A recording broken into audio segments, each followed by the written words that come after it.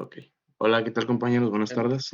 Nosotros somos Munguía, Valdemar Navarro, y yo, su servidor David Fuentes, y les vamos a hablar sobre insuficiencia respiratoria.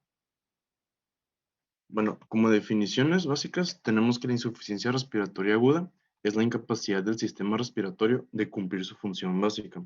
Y pues como ya sabemos, su función básica es el intercambio gaseoso. Ahora, es importante, antes de definir esto, que tenemos que considerar la edad, los antecedentes y la altitud en la que se encuentra el paciente, porque como ya hemos visto en clases pasadas, esto va a depender mucho de las características gasométricas que el paciente vaya a tener. Ahora, gasométricamente hablando, la insuficiencia respiratoria aguda se va a definir cuando la presión arterial de oxígeno sea menor a 60 milímetros de mercurio y forzosamente tiene que ser a nivel del mar y respirando aire ambiental, es decir, sin oxígeno. Ahora, algo que también es importante mencionar es que eh, esta característica gasométrica puede ser o no acompañada de una hipercapnia. Y pues una hipercapnia la vamos a definir si estamos a nivel del mar a mayor de 45 milímetros de mercurio. Ya si estamos en Ciudad de México, pues ya sabemos que si tiene 40, pues ya está hipercápnico. Ahora, estas son formas en las que nosotros nos podemos dar cuenta si el paciente tiene una insuficiencia respiratoria o no la tiene. Básicamente la pulsioximetría nos va a dar un valor aproximado al valor gasométrico. Es decir, que si el paciente tiene de 90 a 95 de saturación, nosotros sabemos que es más o menos, gasométricamente hablando, de 60 a 80. Y esto estaríamos hablando de que tiene una presión parcial de CO2 de 40, más de 49.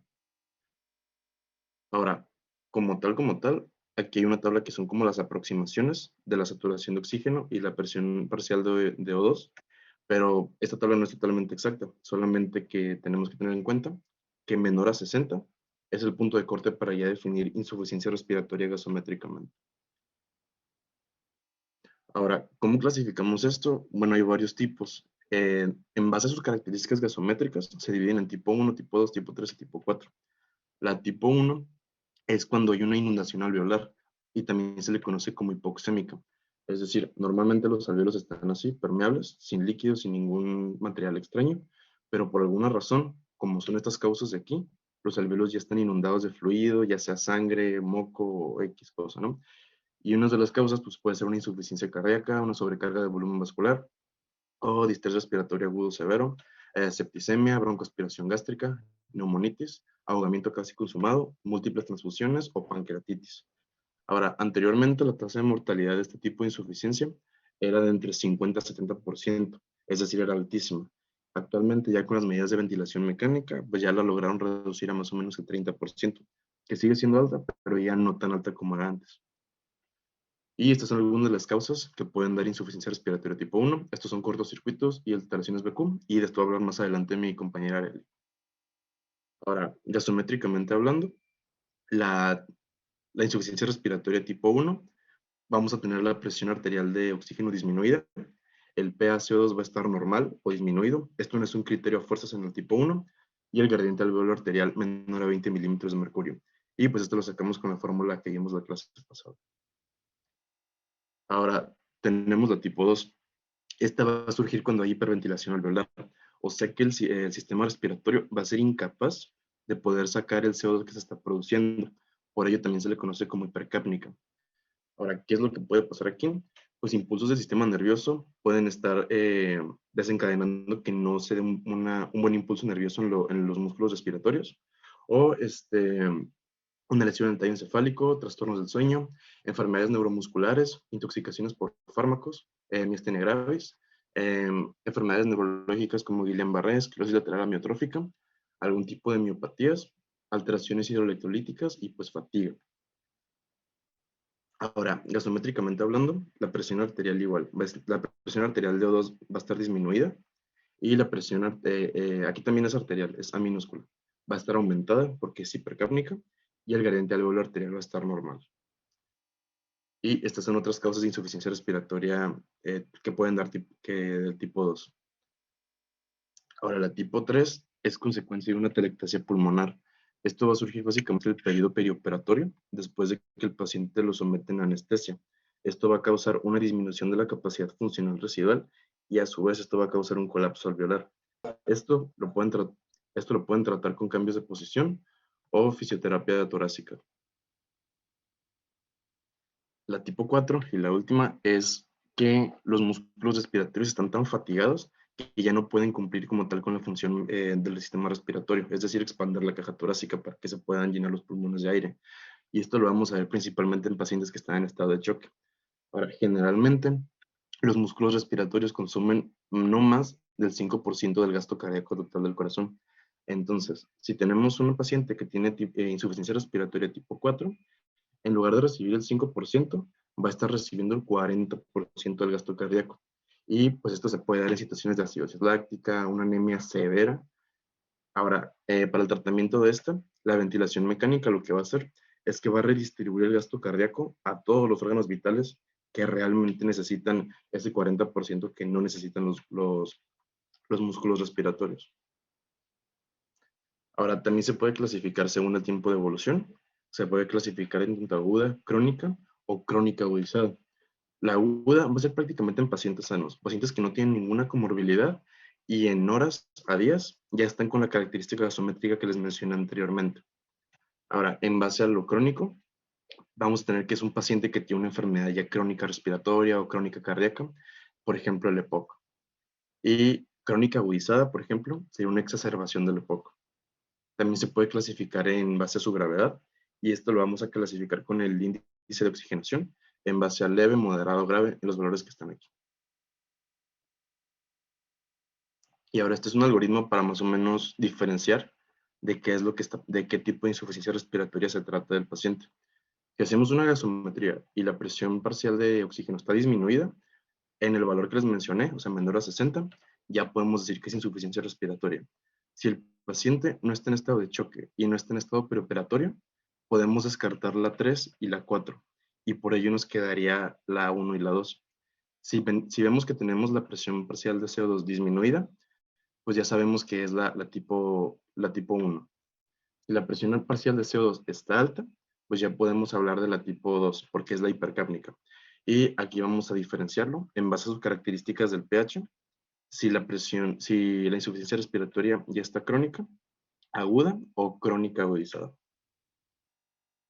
Y ahorita siguen las alteraciones del intercambio gaseoso con mi compañera Arely. Bueno, ahora pues vamos a hablar sobre, como dice, las alteraciones del intercambio gaseoso, incluyendo alteraciones BQ, cortocircuitos y alteraciones de difusión y pues, ventilación, perdón. Listo. Ok, pues primero vamos a conocer un poquito de la fisiología del intercambio gaseoso, en donde el transporte de oxígeno es producto del gasto cardíaco, que determina la cantidad de sangre, y el 97% del oxígeno está ligado irreversiblemente con la hemoglobina, que es una cantidad disuelta de una fracción mínima del total. El oxígeno se une al hierro de la hemoglobina, formando oxihemoglobina, y pues por lo tanto la relación de la presión parcial de oxígeno va a estar junto con una hemoglobina escrita por una curva de disociación de hemoglobina, que es la que podemos ver a la izquierda. Esta es la curva de disociación de hemoglobina. Si ven, está como en forma de S, o sea, no tanto, pero así se dice, que es una curva sigmoidea. Y esto representa una saturación de oxígeno de la hemoglobina. Y esto es para una función de la presión parcial de oxígeno. Entonces, si muestra un aumento del porcentaje de hemoglobina con oxígeno, o sea, por lo tanto, va a aumentar también la presión parcial de oxígeno. Y también ahí, como pueden ver, el P50 es la presión parcial de oxígeno necesaria para conseguir una saturación de hemoglobina del 50%. Y también estos valores más o menos están en 27 milímetros de mercurio. Y cuanto más alta sea esta P50, menor es la afinidad de hemoglobina por el oxígeno. Entonces, pues se necesitaría una presión parcial más alta para saturar pues al 50% y así. Puedes pasar la otra. Aquí. Entonces, si disminuye el pH plasmático, va a aumentar la presión parcial de dióxido de carbono. Entonces, de esta concentración intraeritrocitaria, del ácido 2,3-bifosfoglicérico, o pues la temperatura, se va a incrementar este P50 del que pues ya les hablé, y va a disminuir la afinidad de hemoglobina por el oxígeno, y va a facilitar la liberación a tejidos. Y la alcalosis, hipocapnia, hipotermia y o pues en la disminución de este ácido 2,3-bifosfoglicérico va a ser un efecto contrario, así se le dice. Y pues si tenemos presión parcial de oxígeno, se va a poder calcular el oxígeno en la sangre usando esta relación. Entonces, esta es la ecuación en donde pues el CaO2 es el contenido de oxígeno en la sangre arterial. Y aquí puse que se calcula con los mililitros de oxígeno por 100 mililitros en la sangre. 1.36 por pues la concentración de hemoglobina, por la saturación, bueno, fracción de hemoglobina ligada con el oxígeno, más 0.003 por la presión parcial de oxígeno. Y pues así lo podemos calcular. Y el equilibrio ácido carbónico consta de esta ecuación, y bueno, no es como ecuación, pues es simplificada, en donde pues el oxígeno más, perdón, no el oxígeno, el dióxido de carbono más el agua se va a hacer en un bicarbonato y luego se va a hacer el ácido carbónico bicarbonato, que este pues resulta de la sangre venosa sistémica, que se liga reversiblemente a la hemoglobina. Y pues estas moléculas están disueltas en una solución, o sea, mayormente, y están involucradas en este equilibrio. Y pues este equilibrio pues del ácido carbónico bicarbonato va a explicar las relaciones entre la presión parcial de dióxido de carbono, el aumento del mismo, que se desvía el equilibrio hacia la derecha, el aumento de las concentraciones de hidrógeno, la disminución del pH, también pues disminución del oxígeno, y el dióxido de carbono va a representar este equilibrio instantáneo con pues, la ecuación que es dióxido de carbono más el, el ácido carbónico bicarbonato y pues también la carboxihemoglobina. Entonces va a haber una igualdad local entre el B igual alveolar, pues es el primero que mencioné, que es el determinante principal del intercambio gaseoso. La B es ventilación, la Q perfusión, y esta distribución de este equilibrio BQ va a optimizar la eliminación del dióxido de carbono. Y las relaciones entre ventilación y flujo sanguíneo representan, pues, esta es la alteración de perfusión en la imagen, pero es un intercambio ideal del gas, pero no necesariamente es como perfecto, es lo que mencionan las bibliografías. Este intercambio, pues, sí puede variar, pero normalmente es más baja la ventilación alveolar que el flujo sanguíneo, y por eso se dice que es 0.8 esta relación global. Entonces podemos clasificar de distintas formas todo lo que es pues estas alteraciones y vamos a decirlo según su criterio clínico evolutivo, según su fisiopatología y según características gasométricas. Primero, según por criterio clínico evolutivo, pues tenemos que tomar en cuenta la anamnesis, signos y síntomas, la exploración física y también pues la cronicidad y todas las respuestas hacia laboratorios, que vamos a empezar por insuficiencia respiratoria aguda, seguida a una insuficiencia respiratoria crónica e insuficiencia respiratoria crónica reagudizada. Y nomás para mencionar, pues se dice que la insuficiencia respiratoria aguda pues es un corto periodo de tiempo, como nos mencionó mi compañero David, y se ha producido recientemente, puede ser desde minutos, horas o días, y sin haber producido todavía mecanismos de compensación. Ok, y ahora hablando del mecanismo fisiopatológico, vamos a hablar que la disminución de la fricción inspiratoria de oxígeno, que es el FIO, se disminuye en situaciones en las que la presión barométrica o el aporte de oxígeno disminuye, en cuanto disminuye la cantidad de oxígeno inspirado, cuanto disminuye la presión parcial de oxígeno y presión alveolar de oxígeno, manteniéndose el gradiente alveolar arterial de oxígeno, pues que es esta ecuación PAO, no ecuación, pero abreviatura, perdón, PAO2, en donde vemos este mecanismo fisiopatológico en grandes alturas o en la inspiración de mezclas gaseosas con concentraciones disminuidas de oxígeno. Y la hipoventilación alveolar se puede manifestar en patologías que falla la bomba ventilatoria, en donde se va a encontrar esta hipoventilación por la disminución de la presión parcial de oxígeno y la presión alveolar de oxígeno.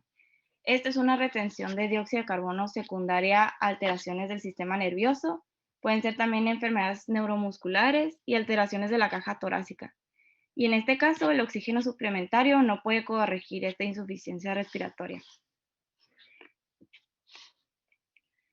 Entonces, como ya había dicho de las alteraciones de la difusión, pues de BQ, también va a haber pues un aumento de separación física del gas, en donde la sangre se va a dificultar esta difusión entre ambos y va a haber un engrosamiento de la membrana alveolo-capilar y esto se puede ver en neuropatías intersticiales difusas. También va a haber un acortamiento del tiempo de tránsito de hematíes por capilares, que se puede ver esto en un enfisema pulmonar con pérdida del lecho capilar y se puede corregir parcialmente con el aumento del FIO2. Y la alteración de la relación ventilación-perfusión es el mecanismo más frecuente pues, de hipoxemia y son unidades mal ventiladas entre la perfusión que determinan la desaturación. Este efecto va a depender del contenido de oxígeno en la sangre mixta venosa. Entonces, un menor contenido en oxígeno va a empeorar la hipoxemia y las causas más frecuentes serían obstrucción de la vía aérea, atelectasias, consolidación y edema de origen cardiogénico o puede ser no cardiogénico. El grado de vasoconstricción hipóxica pulmonar es el que deriva la sangre desde zonas mal ventiladas a otras. Este también determina el grado de reducción en la ventilación que contribuye a la hipoxemia, en donde pues, la sangre capilar que abandona estas zonas bien ventiladas está ya saturada por oxígeno y la hiperventilación con incremento de la presión parcial de oxígeno no puede compensar por completo esta desproporción. Y la administración suplementaria de oxígeno es cuando desaparecería la hipoxemia.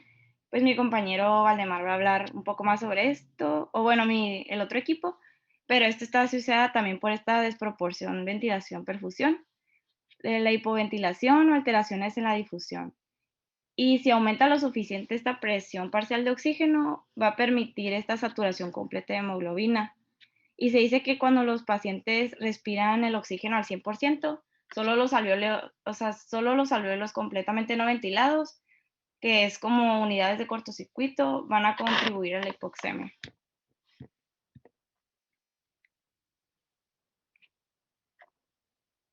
Ay. Valde, te voy a hacer host, ok, para que sigas con lo de lo de la Dispositivos. inhalación, ¿ok? ¿Mm? Ok, sí. Oye, pero creo que te faltó las diapositivas del cortocircuito, ¿no? Las puse en los ejemplos de cuáles eran. Ok. Creo que ya, Valdemar.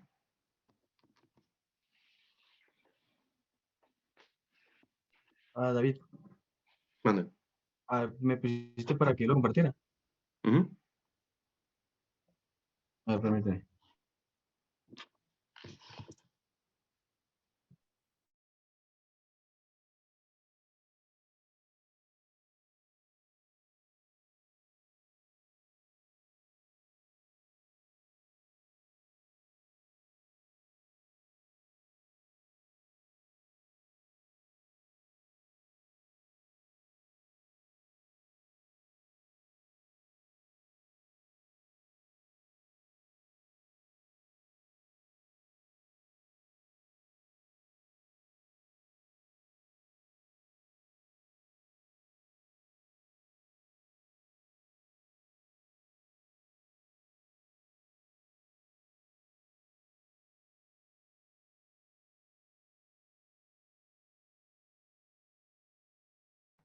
Oye, Valdemar.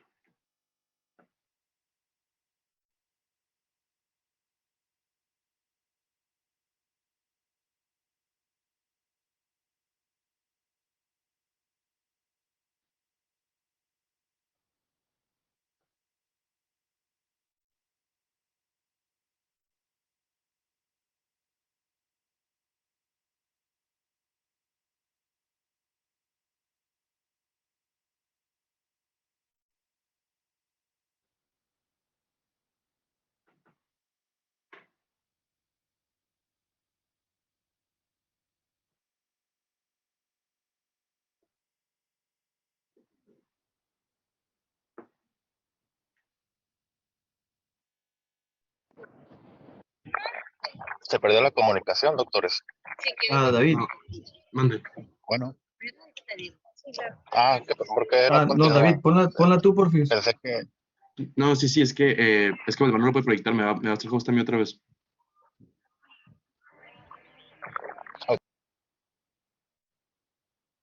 Le tienes que picar en mi nombre, Valdemar, y dármelo a mí, el host. Ok, déjame, te busco entonces.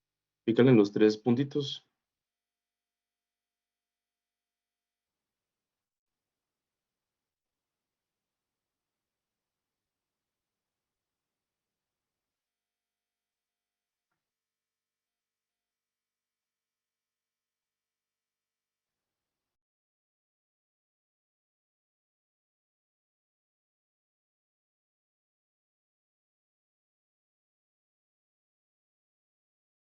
Creo que ya, ¿no?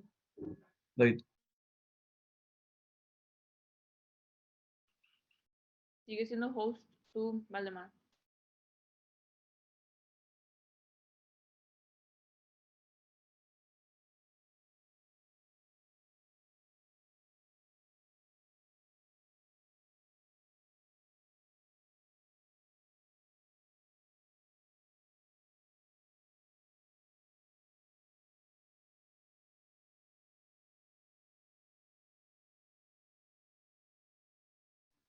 Oye, no, es que no me da o no le encuentro más bien la opción, te lo voy a poner a ti, Arely.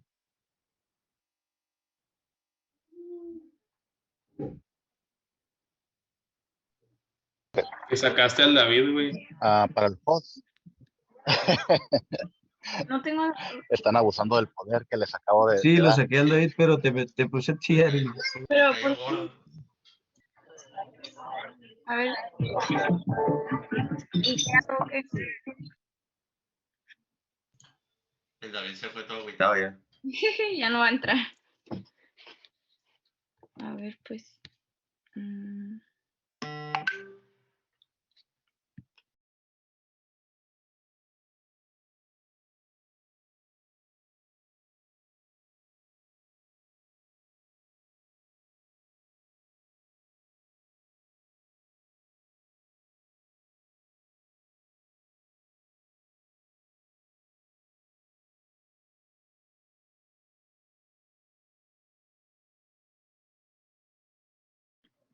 Oigan, si lo sacaron, ¿cómo se puede volver a meter? Creo que no se puede, ¿o sí? Con el link. No, le dice que no. Pero a ver, déjame ver. Voy a ver si se puede. Que gacho Valdemar, ¿por qué lo sacas?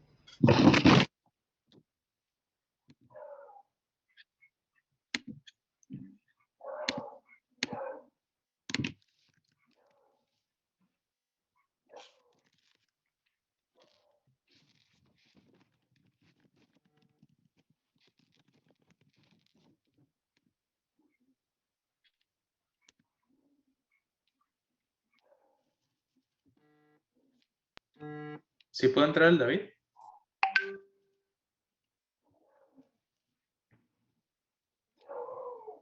No, pero, ay, a ver. Espera. Ok.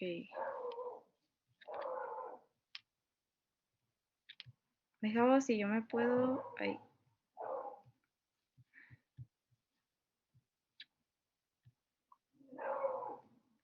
Ok, voy a proyectar yo, pero la presentación. Valdemar, ¿tú no la sabes poner o...?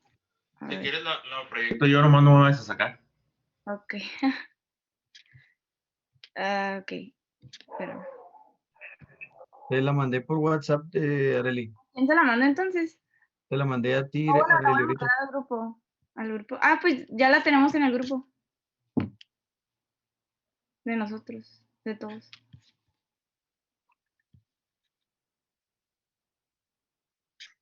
Haz host al Iram, él es el que dijo que le iba a proyectar. Sí, solo que David me dice que le faltó una parte mía. Entonces, a ver, voy a tratar de, como yo lo tengo en un drive, voy a tratar de terminar ese tema y ya lo hago. A Ok, ver, todo bien. ok. Entonces, ahí voy. ¿Sí ven en la presentación? Lo de cortocircuito. Sí, eso también estaba en lo que nos pasaron, ¿eh? Ah, sí. Sí. Ah, ok. Entonces, déjame fuera. Mira. Ah,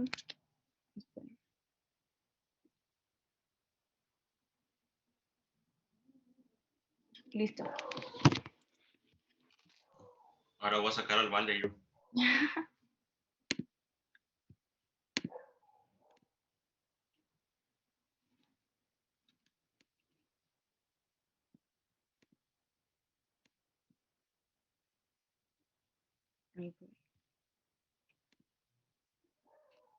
¿Se mira ahí?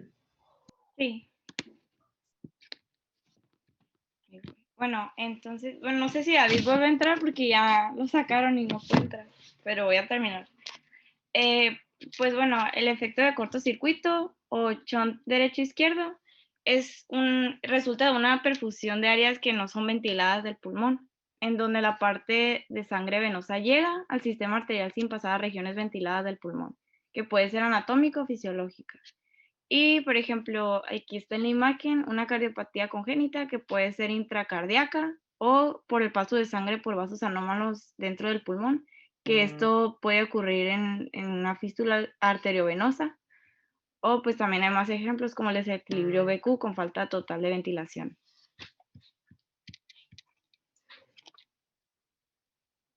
Listo, ya la puedes pasar. Y por último, de los puntos a tomar es según sus características gasométricas, en donde pues no voy a mencionar estos tipos que ya dijo David, pero igual voy a hablar sobre las características. Ok, entonces la presión parcial de oxígeno nos va a dar información muy importante sobre la oxigenación arterial y tisular. Y la presión parcial de oxígeno disminuida, que es 60 milímetros de mercurio, y una saturación de hemoglobina baja a un 90%, va a estar comprometiendo adecuada oxigenación de tejidos. La presión parcial de dióxido de carbono va a mostrar o representar más bien la producción y eliminación del dióxido de carbono, en donde esto se va a relacionar inversamente con la ventilación alveolar. Y el pH y el bicarbonato va a mostrar un grado de compensación renal, que son pues trastornos respiratorios, en donde el bicarbonato alto va a discriminar una insuficiencia respiratoria crónica de una aguda. Las características gasométricas variables medidas, pues más o menos David dijo eso en las definiciones, pero igual pues voy a mencionar que la presión parcial de oxígeno de 60 a 80 es hipoxemia arterial, menor a 60 es una insuficiencia respiratoria. Y una presión parcial de dióxido de carbono menor a 35 es una hipocápnica o hipocárbica, creo que también se puede decir, que es una hiperventilación alveolar, y mayor a 45 milímetros de mercurio es una hipercapnia o una hipoventilación alveolar.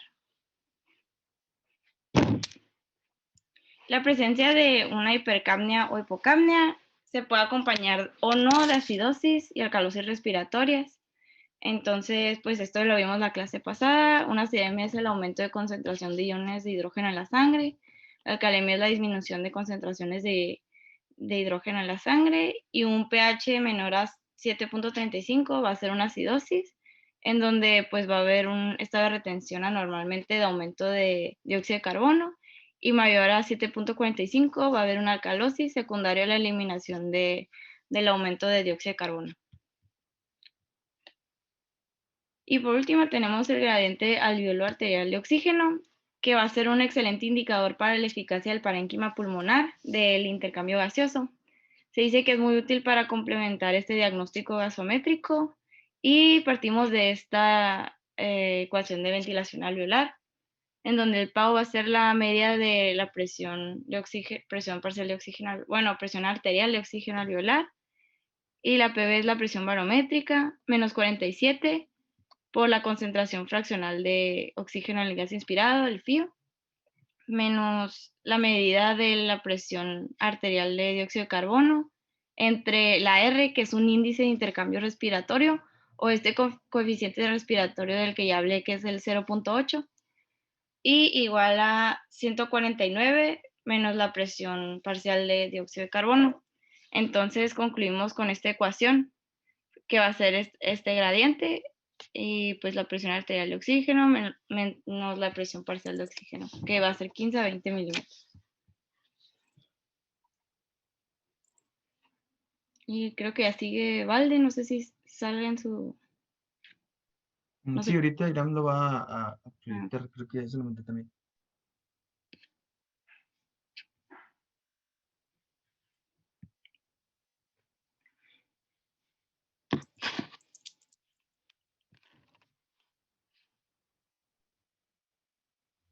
Bueno, yo le voy a hablar sobre lo que son los dispositivos y la guía de administración para una vía inhalatoria. Y pues es el mismo tema de insuficiencia respiratoria aguda.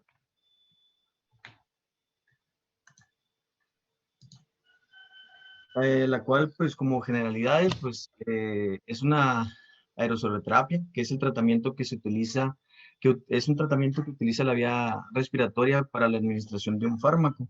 Y pues este fármaco puede ser líquido, puede ser polvo, el cual de todos modos se transforma en aerosol y son partículas pues microscópicas. El fármaco es liberado mediante lo que es un gas, que es el vínculo para que llegue al tracto respiratorio. Y pues la terapia inhalada se utiliza fundamentalmente para el tratamiento de diferentes patologías respiratorias como EPOC, asma, alergias, entre otras, ¿no?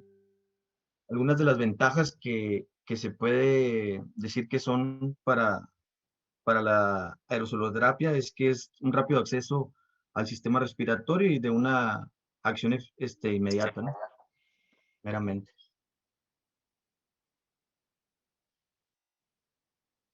Vamos a ver los factores que influyen en el depósito pulmonar y pues hay varios factores, que el cual es, por ejemplo, uno que es el tamaño de las partículas, que pues el tamaño de las partículas necesita ser óptimo para que se puedan depositar en la zona alveolar, ya que el tamaño de las partículas depende del lugar en el que se deposita. Por ejemplo, las partículas más pequeñas, que vienen siendo de 0.5 a 5 mol, y las de 0.5 a 2, que son las zonas periféricas de la vía respiratoria, en donde se depositan.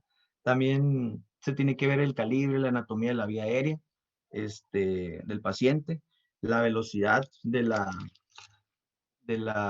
emisión, que por velocidad aquí en los nebulizadores o en los sistemas, en los dispositivos, pues es que si hay una mayor velocidad, es mayor el impacto de las partículas que chocan con la vía aérea.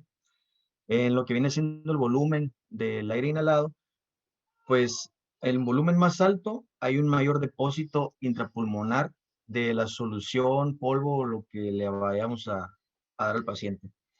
Y el flujo inspiratorio, pues necesita ser lo normal, que son de 30 a 60 por minuto.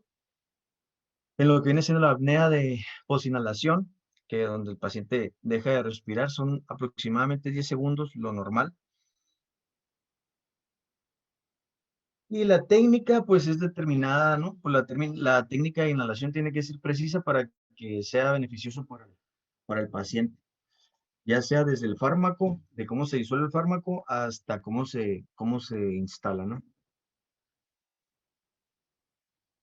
Algunas de las instrucciones que son para poder tener una buena técnica vienen siendo la posición del paciente, que tiene que estar sentado, semisentado, y pues una buena colocación de la boquilla, ¿no? Que se le va a estar dando. El llenado del medicamento al nebulizar también es muy importante, dependiendo del reservorio que tienes, la capacidad de volumen, ¿no? De medicamento. Las conexiones del nebulizador tienen que estar pues verificadas, que estén bien, que esté fuerte, que tenga gas el equipo y que esté bien conectado, ¿no? En caso a la corriente. La higiene también es muy importante del paciente y lavado del equipo, pues cada que se termina de utilizar. Y en la inhaloterapia con nebulizadores, ¿le puede regresar un poquito? En la inhaloterapia con nebulizadores, pues existen 3 tipos, que son el nebulizadores neumáticos o tipo jet, los nebulizadores ultrasónicos y los nebulizadores de malla. En donde se precisa, quiere decir qué es lo que contiene el nebulizador, que es una pieza bucal, que es la boquilla, o puede ser también mascarilla nasobucales, en caso de que, por ejemplo, sea un niño, conexiones en TEA, tráquea y mascarilla traqueal o la horquilla nasal, que son los instrumentos que se utilizan. Eh, ya lo mencioné, la posición del paciente. Y de las ventajas, no requiere una coordinación ni pausas respiratorias y permite la administración de diferentes fármacos y sus mezclas, así como modificar la concentración de la solución que vayamos a poner, ¿no? Los únicos inconvenientes que se pueden ver son los tiempos del tratamiento que son prolongados para estar pues la persona ahí, ¿no? Manteniendo la inhalación del medicamento. Y la otra es que son fuentes potenciales de contaminación, porque pues si no tiene un buen higiene bucal, tanto bucal como del equipo, pues se puede contaminar.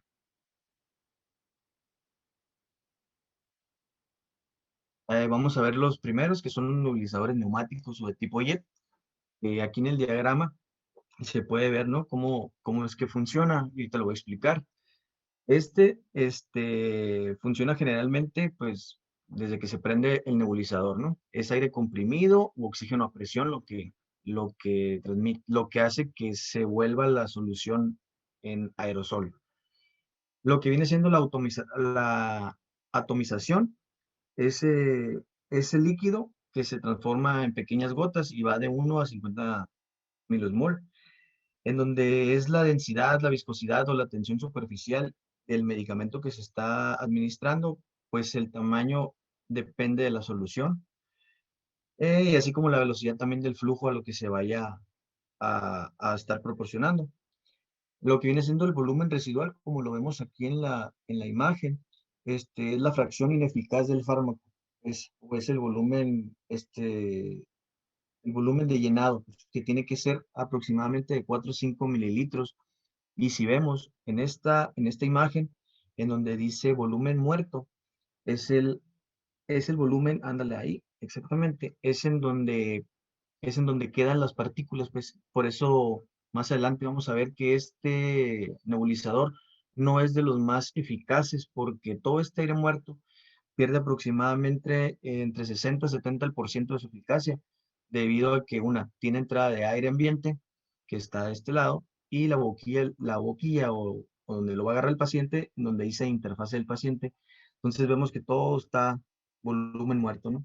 De nada, ¿no? Y entonces el reservorio de líquido es lo que queda al final de cada nebulización, porque aproximadamente no es completamente, no se vacía completamente, pues queda residuo, entonces esa es una pérdida, no es tan eficaz, ¿no? Este tipo de nebulizadores. Están los otros nebulizadores, que son nebulizadores JET con efecto Venturi, que únicamente se activa, no como el otro, que el otro era la inspiración y la expiración, está funcionando todo el tiempo, ¿no?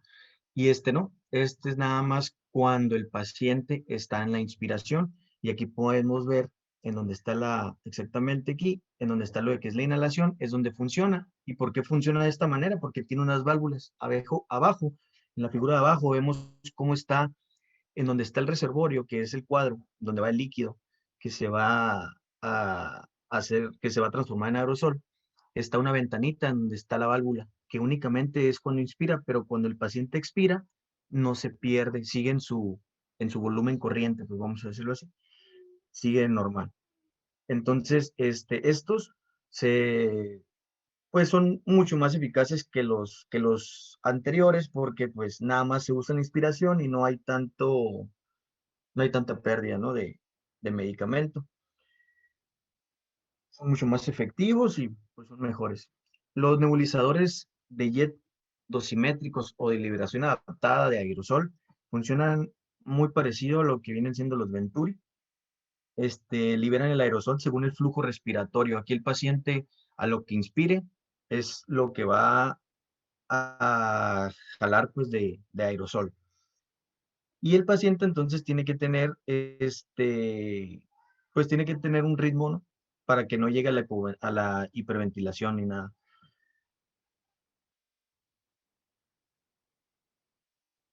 Las ventajas de estos nebulizadores, pues proporcionan altos flujos porque el paciente, como les mencioné anteriormente, pues el paciente, lo que él le inspire, eso es lo que va a jalar, ¿no? De aerosol. Son más rápidos que los nebulizadores ultrasónicos y pueden nebulizar suspensiones y soluciones, este tipo de nebulizadores. Los nebulizadores ultrasónicos, pues estos generan el aerosol mediante vibraciones de alta frecuencia de 1.3 a 1.4. Entonces, megaciclos por segundo lo que hace. Y pues estos son que la energía se convierte en vibración y pues transporta el líquido al producto disperso en pequeñas partículas de, como les mencionaba, entre más pequeñas o más grandes, de 0.5 a 3 milimol. Y se origina una nube densa, así mencionaba la literatura, que solo el 50% va para el pulmón nada más. Entonces, como este tiene entrada, estos nebulizadores no están como los anteriores, pues que nada más era la inspiración. Estos sí están prendidos durante la inspiración y la exhalación del paciente. Es por eso que tampoco no son más, no son tan eficaces como el jet, como el Venturi. Las ventajas, pues, nebulizadores grandes o volúmenes de líquidos que se pueden utilizar son más grandes, son más silenciosos que los jets, y pues son las únicas ventajas que tuvieran, ¿no? Los nebulizadores de malla, pues es lo mismo, el aerosol se genera al pasar el líquido al nebulizador, como se ve en las imágenes. Estamos viendo el fármaco líquido que está al lado izquierdo. Y la mecánica que utiliza hace que el aerosol, que el líquido, pues salga por los orificios de la malla, que se encuentra aquí, que es la malla estática que se encuentra en donde está por dentro del cuadro, y ya el aerosol pueda salir las partículas del aerosol. No necesita compresas ni nada. Y hay dos tipos. Hay el tipo de malla estable y el de malla vibratoria, que es el más eficaz, menciona la literatura. Es el que está a mano derecha, es el B. Las ventajas, pues, pueden funcionar con baterías o con pilas, ya no se necesita conectar a corriente eléctrica ni nada. Son poco luminosos, son pequeños, silenciosos, pueden nebulizar suspensiones y soluciones también, y son mucho más rápidos que los jets.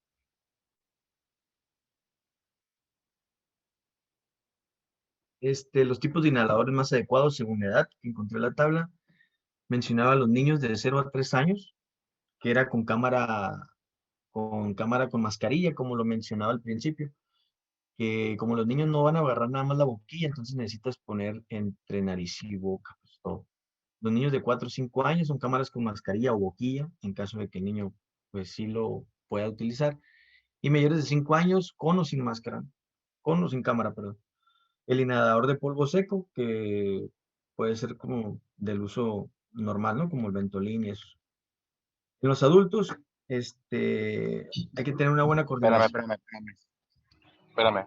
Dijiste en polvo seco el Ventolin. No, o sea, como, por ejemplo, nada más de un ejemplo que son de dispositivos nada más, como Conviven, que son más en aerosol nada más que un nebulizador, pues. Ah, ok. Sí, porque el Ventolin no viene Sí, en polvo seco. ajá, sí, no, nada más me refería al dispositivo, pues que nada más el niño ya mayores de 5 años ya no es necesario, o sea, sí se necesita, se nebuliza, si no, el niño pues puede usar los dispositivos porque ya está más grande y ya es nomás enseñarle cómo manejarlo. Ok. En los adultos, Sorry, continúa. En los adultos, pues es una buena coordinación entre la inhalación y la activación del dispositivo, porque hay muchos adultos que están con el dispositivo y lo oprimen para hacer la inhalación y a veces están respirando antes, entonces no es muy eficaz. Entonces es por eso que se necesita tener un flujo inspiratorio del paciente mayor de 30 litros por minuto. Y para esos del flujo inspiratorio con pacientes se usan los inhaladores de cartucho presurizados, los inhaladores en polvo seco y los inhaladores de niebla fina. Para un flujo inspiratorio con un paciente que esté haciéndolo menos de 30 litros, se utilizan inhaladores en cartucho presurizados también y inhaladores de niebla fina. Los de polvo seco aquí no se utilizan. Los adultos con una mala coordinación entre la inhalación y la activación del mismo, estos tienen que presentar un flujo inspiratorio del paciente a mayor de 30 litros con inhaladores de cartucho presurizados con cámara, inhalador en polvo seco, inhalador de niebla fina. Y para flujos inspiratorios con el paciente menos de 30 litros, se usan los inhaladores de cartucho también con cámara y los inhaladores de niebla fina. Estos nada más son algunos de los tipos de inhalador que según de acuerdo a edad y las condiciones físicas del paciente son utilizados.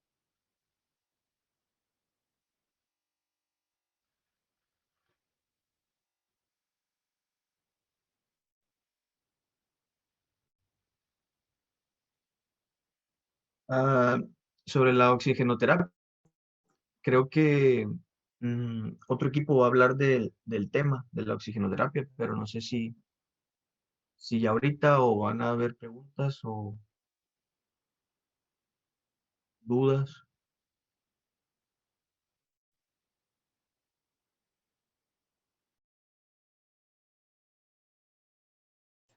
Oye, en el nebulizador Jet que tenía una bolsita, no sé si es el Venturi, ¿para qué era esa bolsita? Que mira, lo que pasa es de que la bolsita es nada más porque en el anterior, no había bolsa, ¿verdad? Entonces nada más está la cámara, aquí donde dice interfaz del paciente, él nada más pone la boquilla y del lado izquierdo dice entrada de aire ambiente. Entonces, para que no tenga entrada de aire ambiente y únicamente se esté utilizando el medicamento en el tipo Jet, perdón, en el Venturi, se utiliza esta bolsa que no está del aire ambiente, pues, ¿no? El paciente nada más es en la pura inspiración, es donde se utiliza y no se le pierde nada, pues está el producto ahí. No sé si me explico. Ok, entonces como que lo Es como contiene un ahí en esa reservorio, vamos a bolsita. decir. Ajá, vamos a decir como que es una bolsa recolectora, vaya, del aerosol que esté ahí para que no se pierda. Entonces, ahí se queda, porque si miras el cuadro, te fijas que está el aerosol. Le puedes cambiar al otro, mira, ahí está, aquí. En donde está el cuadro, está el aerosol, ¿verdad? Abierto. Y está donde está la válvula. Cuando únicamente el paciente da la inspiración, la válvula únicamente es unidireccional, va hacia el lado donde el paciente está haciendo la inhalación. ¿Sí? Y lo único que se Lo que pierde hace, es donde está la es exhalación. correcto, es correcto. Lo que hace es un reservorio, Ajá. de tal manera que puede adquirir mayores concentraciones del medicamento y efectivamente que no se pierda al Ajá. momento de la exhalación.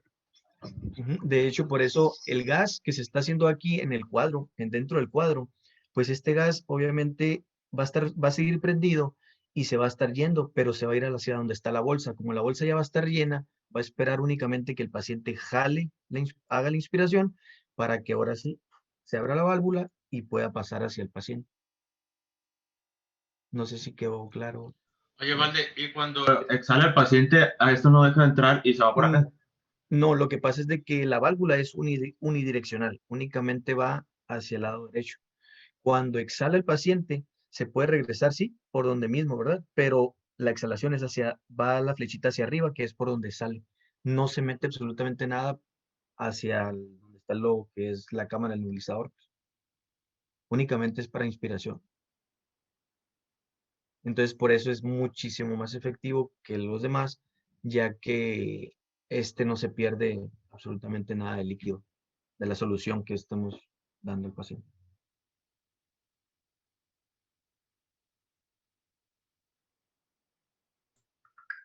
Ok.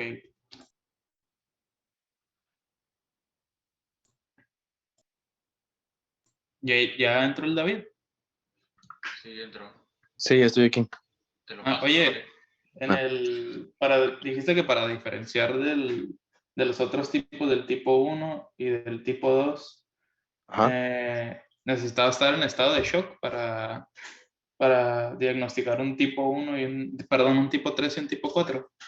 Mira, ahí te va. Es que el tipo 3 es específicamente cuando consecuencia de anestesia, o sea, de un periodo perioperatorio.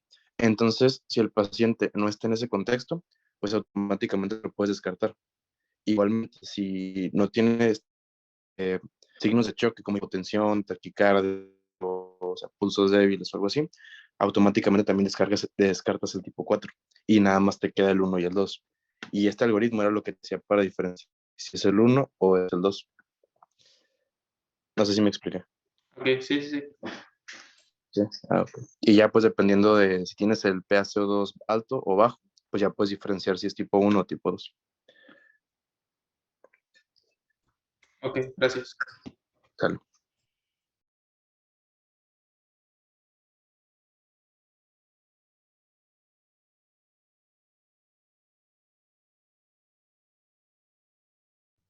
Pues en sí, no sé si alguien tenga alguna otra duda o algo más.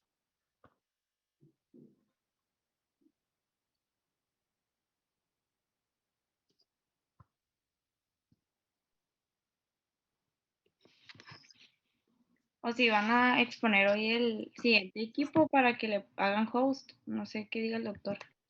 Ujú.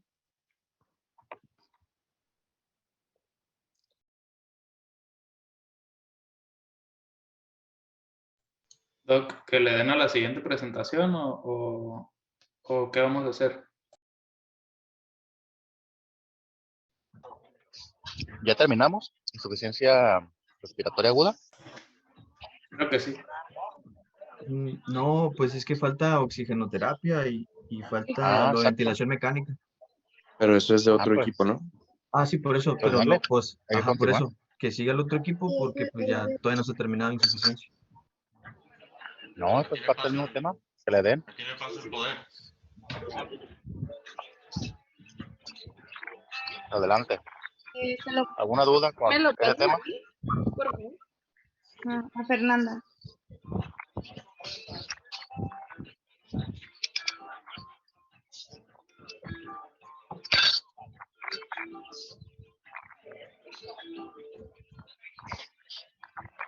Entonces ya quedó claro.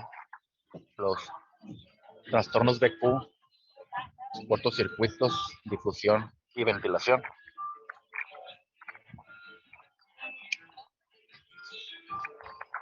Sí, Doc. Súper.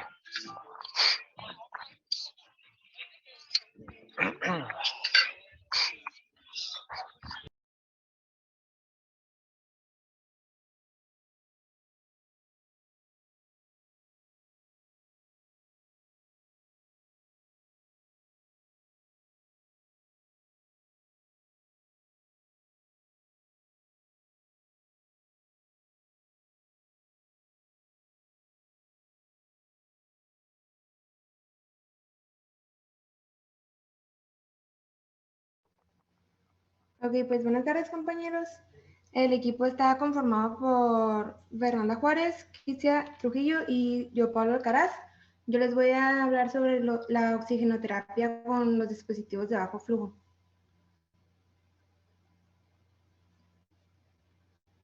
Ok, pues los sistemas de bajo flujo suministran oxígeno puro a un flujo menor que el flujo inspiratorio del paciente. El oxígeno que se va a administrar se mezcla con el aire inspirado, es decir, el aire ambiente, por lo que resulta en una PO2 variable, que este además depende de otros factores que voy a mencionar más adelante.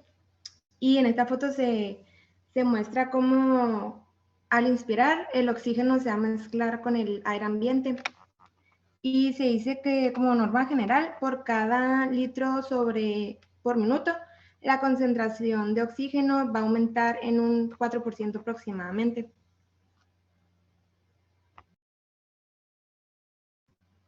Entonces, los factores... Oye, doctora, ¿y qué variables te modifican ese FIO2 que acabas de comentar? Pues son los que están en la siguiente diapositiva, que pues depende del flujo de oxígeno que se va a administrar, es decir, de la cantidad de gas administrado que se manifiesta en litros por minuto. Depende también del patrón respiratorio que tenga el paciente. A ver, el patrón respiratorio, ¿cómo modifica la FiO2? Pues, por ejemplo, si está hiperventilando, pues lo va a afectar porque va a afectar la presión de dióxido de carbono, va a estar disminuida y por todo esto. También va a depender de las características anatómicas del paciente, si tiene alguna alteración en A ver, espérame, para asegurarme que quedó claro. Si está hiperventilando, ¿sube o baja la FiO2?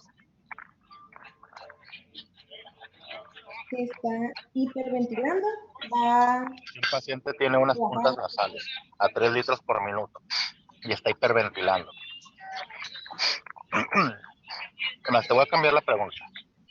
Tienes 2 pacientes. Los dos los tienes con 3 litros por minuto. Un paciente tiene una frecuencia respiratoria de 10 y el otro tiene una frecuencia respiratoria de 30. ¿Quién de los dos recibe más FiO2?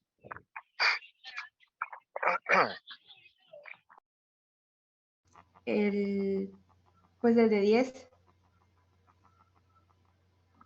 Muy bien. ¿Por qué? Pues porque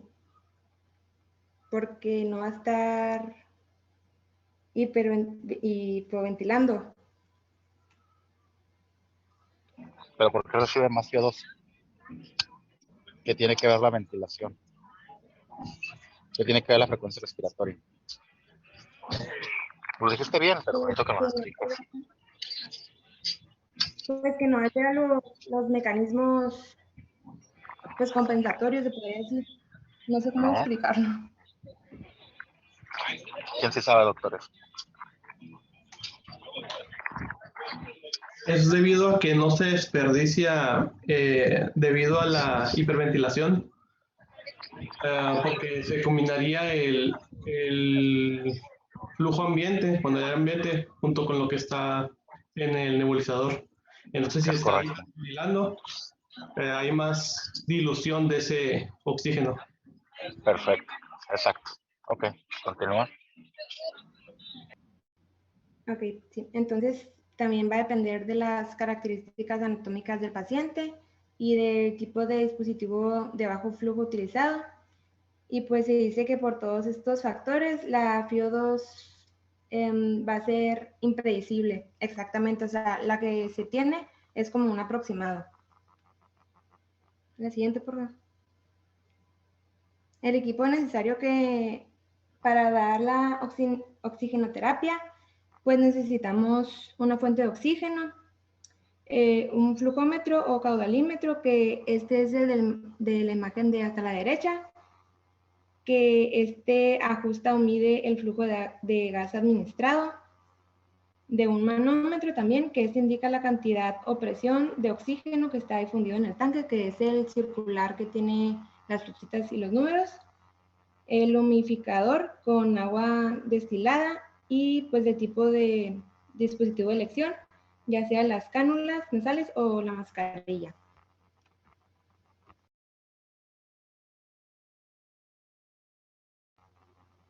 Ok, ¿cuándo es adecuado utilizar un sistema bajo flujo? Pues nos tenemos que fijar en el paciente tiene que cumplir estas 3 características: que tenga un volumen corriente entre 300 a 700 mililitros y que el paciente también tenga una frecuencia respiratoria menor a 25 por minuto y que tenga un patrón ventilatorio regular y estable. Si no tiene cualquiera de estas, no es adecuado. Pasando a las cánulas nasales, pues consiste en una extensión con 2 puntas que siguen la curvatura de las fosas nasales. Estas permiten flujos de 1 hasta como máximo 6 litros por minuto, con una FiO2 alcanzada de 24 hasta 44%. Y como ventajas de este dispositivo, pues tenemos que es el sistema más barato, es muy cómodo para el paciente. Bueno, o sea, de todos es el más cómodo porque porque le va a permitir al paciente comer, expectorar y pues dormir sin interrupciones, y también que no produce claustrofobia y es de fácil aplicación tanto como para el paciente o para su familia.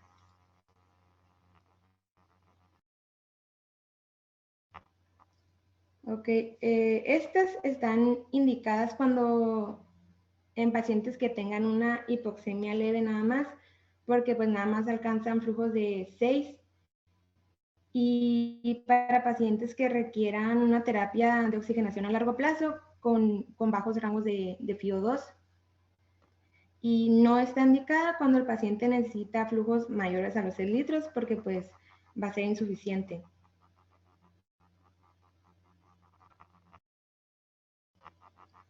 La administración a un flujo continuo llena el reservorio natural con un flujo de 6 litros por minuto.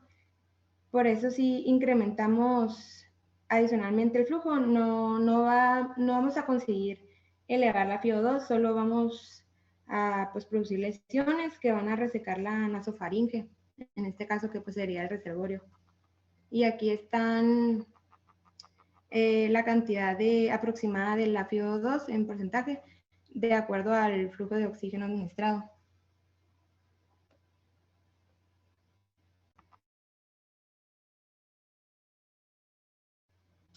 Como pasando a la mascarilla con reservorio, esta tiene como características pues que tiene una bolsa, que este sería el reservorio, de al menos 1 litro de capacidad, que esta está situada entre la fuente de oxígeno y la mascarilla. Se encuentra separada por una válvula unidireccional que impide la entrada de aire expirado y se abre al crearse una presión negativa dentro de la mascarilla al momento de la inspiración del paciente. Este es el sistema de bajo flujo que tiene una mayor capacidad de todos, ya que alcanza FiO2 próximas al 90%. Y pues funciona de la siguiente manera. Cuando el paciente inhala, la válvula de entrada se abre, permitiendo la entrada de oxígeno, y cuando el paciente exhala, se abren las válvulas de la mascarilla, permitiendo la salida de dióxido de carbono.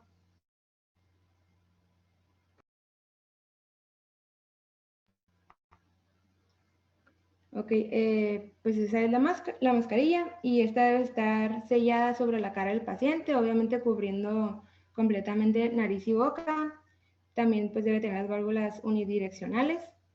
Y para impedir que la bolsa del reservorio pueda llegar a vaciarse o colapsar, necesitamos tener flujos altos en el caudalímetro de mínimo de 7 a 8 litros por minuto, y la bolsa debe estar siempre llena.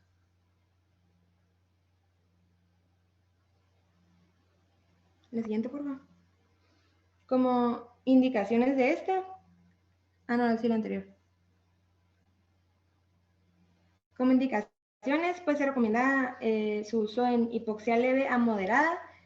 También se puede usar en la intoxicación por monóxido de carbono.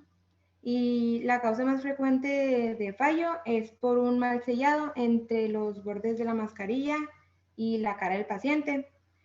Y pues igual aquí está representado el flujo de oxígeno y la aproximación de la FiO2 alcanzada, que el flujo de oxígeno puede llegar a alcanzar flujos de hasta 10 litros por minuto.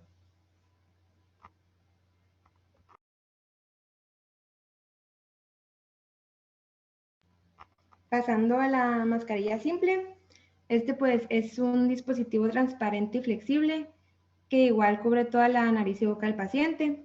Cuenta con 2 orificios laterales para la exhalación del dióxido de carbono y la entrada del aire ambiente. Que pues esta es la imagen, que pues la diferencia de la otra no tiene la bolsa del reservorio. Como características puede llegar a suministrar una FiO2 del 40 hasta el 60%, con flujos de 5 a 8 litros por minuto. Y en este es necesario mantener un flujo mínimo de 5 litros por minuto para evitar la reinhalación de dióxido de carbono secundaria a la acumulación del aire expirado en la máscara. Pues en este también debe utilizarse siempre el humidificador, y tiene tiene sistemas de ajuste también, que pues para una mayor efectividad en la administración de oxígeno, que son las que se pueden ver en la imagen, que es la goma posterior y el metal maleable nasal.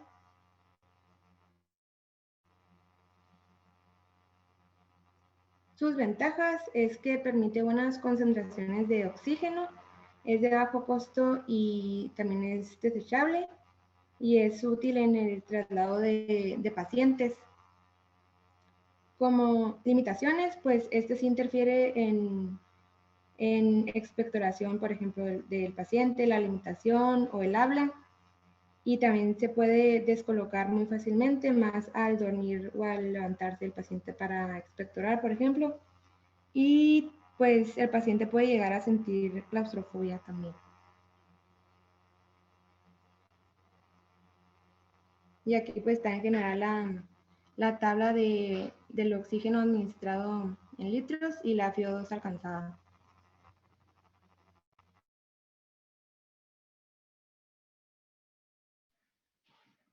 Vamos a continuar con generalidades de la ventilación mecánica. Y como definición vamos a tener que es una técnica de soporte vital donde el ventilador pues va a ser de soporte, nos va a ayudar al intercambio gaseoso y al trabajo respiratorio.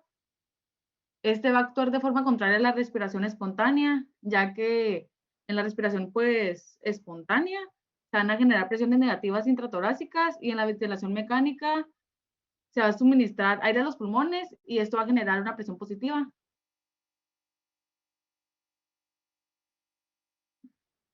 Como indicaciones, pues la principal va a ser insuficiencia respiratoria, ya sea hipoxémica o hipercápnica, que las mencionaron mis compañeros, exacerbaciones de insuficiencia respiratoria crónica y coma, y pues se tiene que tener en consideración el estado mental, los signos de trabajo respiratorios, signos de fatiga muscular y valores gasométricos. Existen los objetivos fisiológicos y los clínicos. Espérame tantito, doctora. Sí. Espérame tantito. Regrésate, por favor. Algo que tiene que quedar bien claro. Sí se puede utilizar, pero eso no significa que sea la mejor opción. Bueno, perdón. ¿Estás hablando de ventilación mecánica invasiva o no invasiva? Eso lo encontré en generalidades de ventilación mecánica, me imagino que es de la invasiva. Es que como pusiste una foto de una no invasiva, mira, regrésate, por favor. Sí, esa nada más es como general, o sea, la encontré general. Sí, pero es una imagen específica. La imagen. No te preocupes, me sirve la imagen. Regrésala. ¿Le regresas la definición, Fer, por favor? Ahí está. Ese es un ventilador Vision y ese es un ventilador mecánico no invasivo. Si observan, la persona tiene una mascarilla. Se le ven dos líneas negras en la cara, una en la mandíbula y otro arriba de la oreja. Uno arriba y otro abajo de la oreja. ¿Se lo pueden señalar?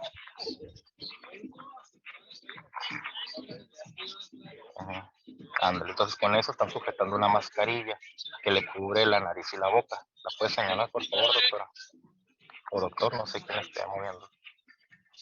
Ándale, entonces esa es una interfase ventilador-paciente, que es una mascarilla.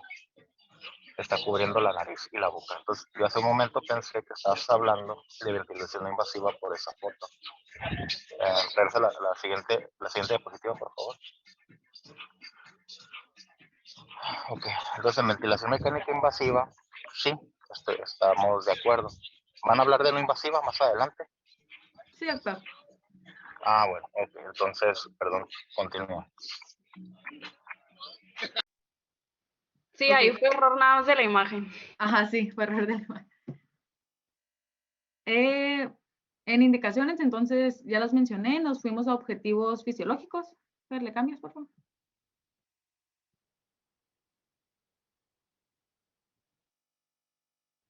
Ok, como vamos a tener como objetivo fisiológico actuar sobre el intercambio de gases para proporcionar una ventilación alveolar adecuada y mejorar el volumen pulmonar, mantener el volumen pulmonar pues consiguiendo una capacidad residual adecuada, impidiendo el colapso alveolar y reducción del trabajo respiratorio.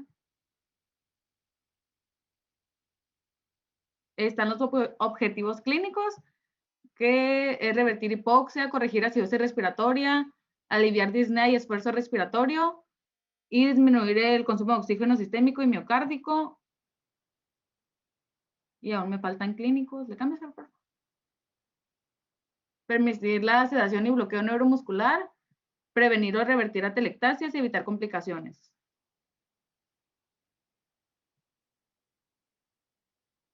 Como aspectos fisiológicos, pues tenemos que el ciclo respiratorio va a constar de 3 partes: la inspiración, la meseta, la expiración. Y en la inspiración, pues, se puede determinar por el paciente o por el ventilador.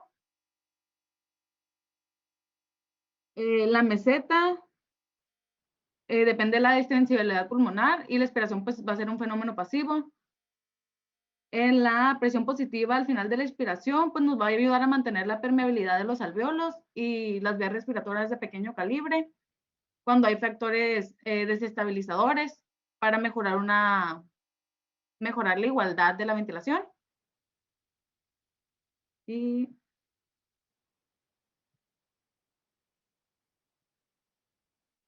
pues la operación de respirador va a constar de 3 cosas, que va a ser el trigger, creo que sí se hizo, doctor, no estoy segura, y activación, el ciclado y las limitantes. El trigger o la activación, pues es responsable de iniciar la inspiración, puede ser de presión, flujo o tiempo. El ciclado es responsable de finar la inspiración, puede ser de volumen, presión, flujo o tiempo. Y la limitante o control, pues es responsable de la entrega del gas e interrumpir la inspiración si se alcanza un valor predeterminado de volumen, presión o flujo.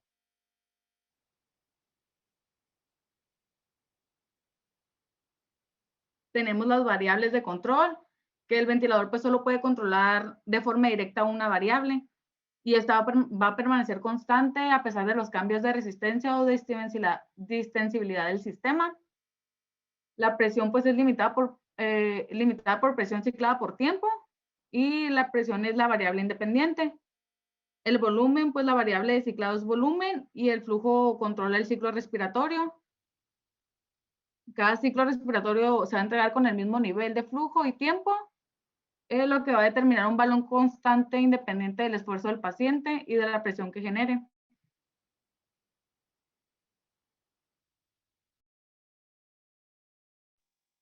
Ahora vamos a seguir con los modos de ventilación mecánica. ¿Le cambia usted, por favor? Los modos de ventilación mecánica, pues se va a referir a la relación entre varios tipos de respiración, así como variables de la fase inspiratoria. Está la ventilación controlada. ¿Le cambias a la controlada? Creo que se está tardando.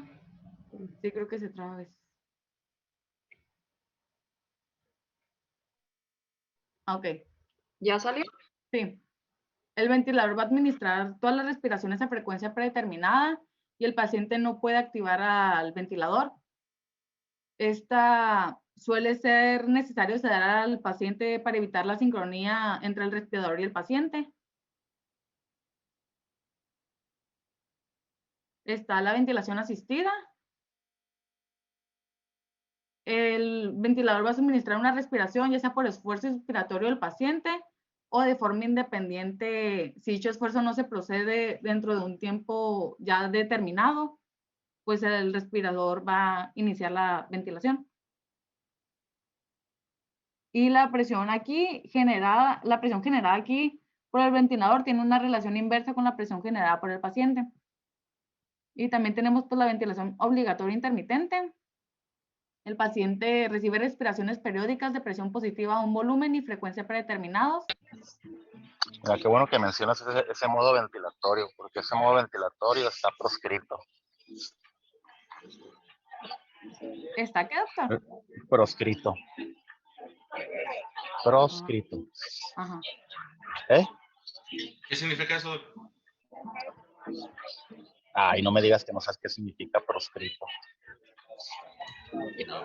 A ver, abro el diccionario. A ver. ¿Quién preguntó? Yo, déjenlo buscando. Ese modo ventilatorio se ha utilizado sobre todo para el destete del ventilador en los pacientes. Bueno, cuando menos esa fue su finalidad. Entonces inventaron ese modo ventilatorio para cuando ya estabas despertando a un paciente, cuando estabas retirando la sedación. ¿Sí se escucha bien lo que hablo? Sí, doctor. Entonces, tienes al paciente sedado y ya cuando consideras que el insulto o la patología que condicionó la intubación está resuelto y que el paciente está apto para extubarse, inicias en una fase de destete ventilatorio. Entonces, ese modo ventilatorio con esa finalidad se creó, pero si tú vas a crear un modo ventilatorio para destete, pues tu principal objetivo es que los destete rápido, ¿no? O cuando menos, eso diría la lógica, ¿no? ¿O ustedes qué opinan?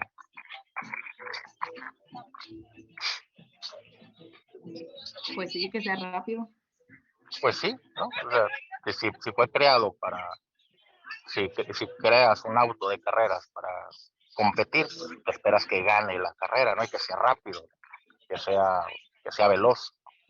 Si creas una máquina para cortar madera, pues esperas que la máquina que la madera parezca mantequilla al momento que le pasas la máquina, ¿no? Bueno, este modo ventilatorio fue creado con la finalidad de destetar pacientes. ¿Y qué creen?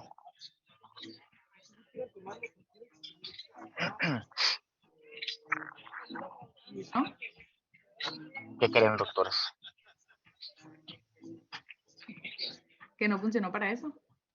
Al contrario, les aumenta el tiempo de destete a un paciente.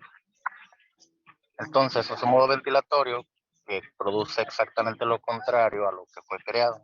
Entonces, no se debe de utilizar. ¿Por qué lo utilizan ciertos médicos? No lo sé. Eso ya es otro capítulo de la historia, pero sigue estando en los ventiladores porque lo siguen utilizando. Entonces, pues las compañías van a seguir poniendo lo que el cliente pide, ¿no? Pero es un modo ventilatorio proscrito, que no se debe utilizar. Genera más daño que beneficio. Bueno, continúa.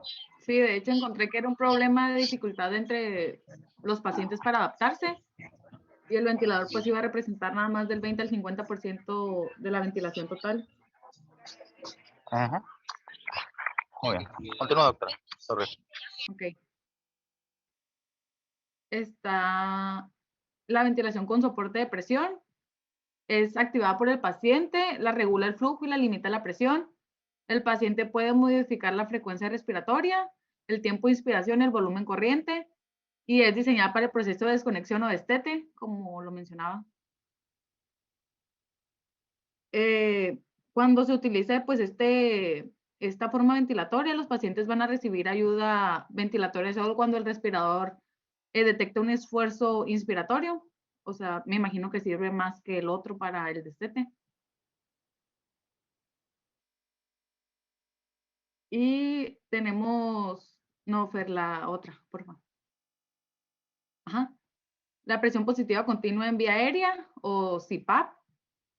El paciente respira espontáneamente, pero se aplica presión positiva moderada de forma continua en el circuito ventilatorio.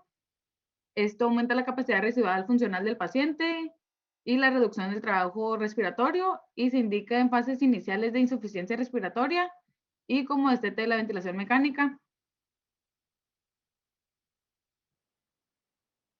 También está la presión positiva en la vía aérea binivel o BiPAP y se aplica presión positiva, pues, como su nombre lo dice, a 2 niveles, que es en inspiración y expiración, y suele aplicarse en ventilación mecánica no invasiva.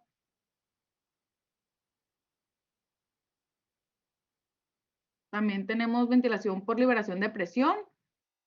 Esta ventilación es por presión ciclada por tiempo, en lo que se permite al paciente efectuar respiraciones espontáneas sin asistencia, y el objetivo es mantener el máximo tiempo posible los pulmones insuflados, y su uso pues es como principal en pacientes con síndrome de dificultad respiratoria aguda. Y tenemos la ventilación proporcional asistida. La ventilación por presión ciclada por flujo aplica un nivel de presión variable proporcional al esfuerzo realizado por el paciente.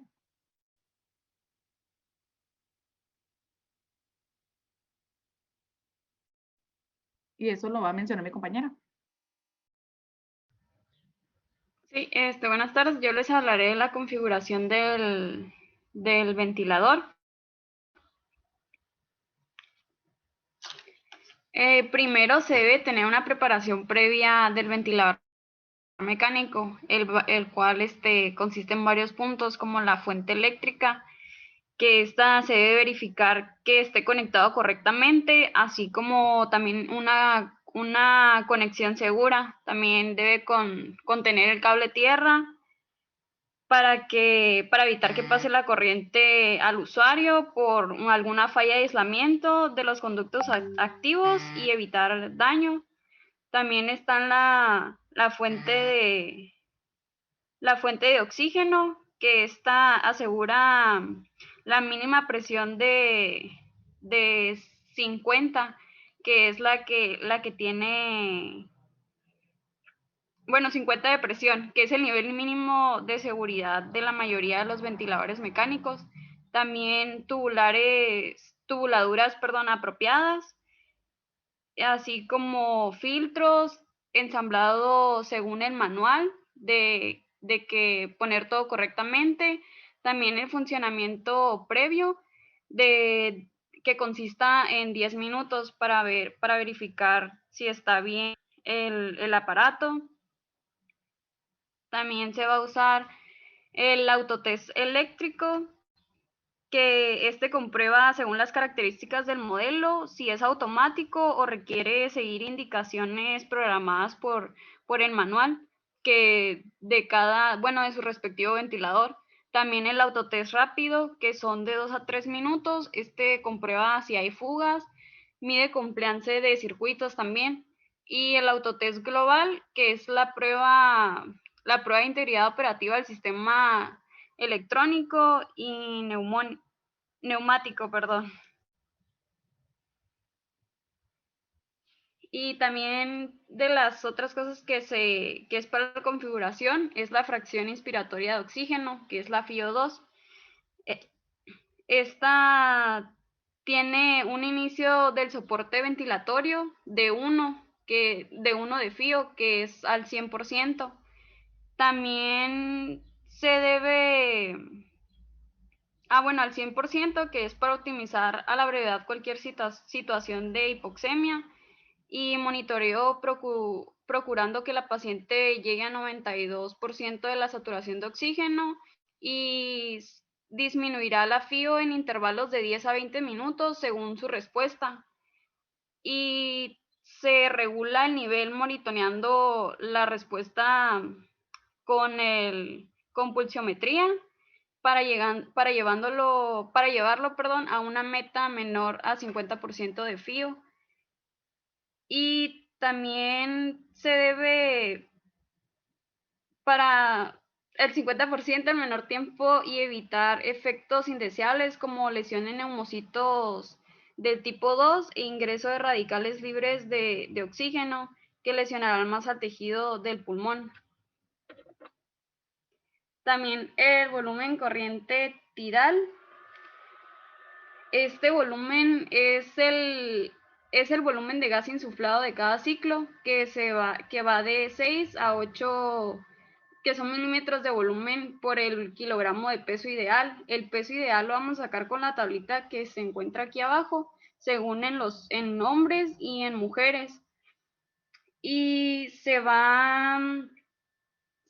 después el volumen se programa idealmente que no sobrepase a los 35 centímetros de la presión inspiratoria pico, para evitar complicaciones como barotrauma o volutrauma, que más adelante se los voy a explicar. También, en caso de sobrepasar los niveles de presión o condiciones inherentes al paciente, como baja compliance o alta resistencia. Esto va a disminuir el volumen corriente de 4 cc o mililitros por kilogramos y se deberá tener en consideración cambios de la presión parcial de dióxido de carbono y el pH.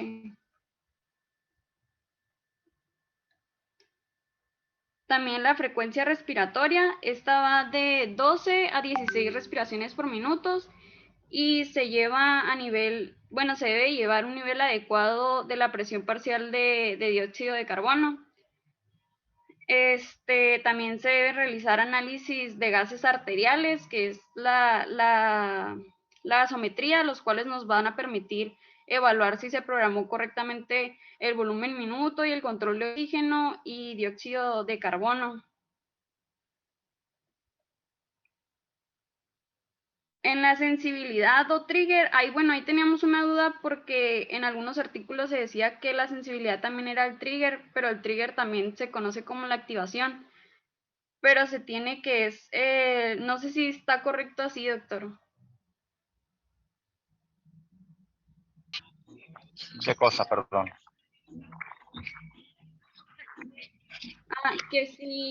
Que encontramos que la sensibilidad es el trigger, pero también en otras partes que el trigger era la activación. Y ahí teníamos así una... Sí, mira, la sensibilidad lo que hace, sensibilidad o trigger es lo mismo.